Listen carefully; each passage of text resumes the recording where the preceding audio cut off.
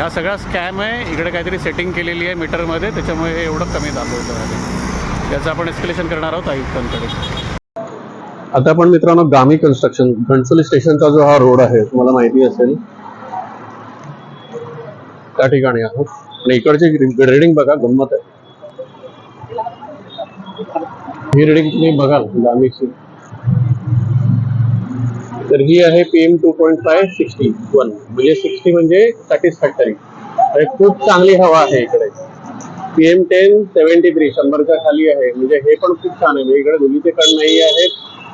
म्हणजे जो वर्दळीचा भाग आहे जिकडे पोल्युशन खरं तर जास्त असायला पाहिजे त्या ठिकाणी ह्या लोकांनी म्हणजे आता हे मॅन्युप्युलेट केलेलं काय समजत नाहीये. एवढी शुद्ध हवा कशी काय असू शकते? इकडे नवी मुंबईमध्ये सर्वत्र प्रदूषण आहे. इकडे गामीचे इंडिकेटर 60 आणि 75 वगैरे नंबर कसे काय जाऊ शकतात? झोल आहे काहीतरी, हे सुद्धा एस्केलेट केलं जाईल. नमस्कार मित्रांनो, मी आता स्टेशन रोडला आहे घणसोलीच्या, आणि इकडे गामी बिल्डर आहे, हे तुम्ही बघू शकता. आणि PM 2.5 आणि PM 10 ची लेवल बघा, 23 आणि 26. याचा अर्थ असा आहे की नवी मुंबईतली सगळ्यात शुद्ध हवा जी आहे ती इकडे आहे. त्याच्यापेक्षा शुद्ध हवा तुम्हाला नवी मुंबईत कुठेच मिळणार नाही.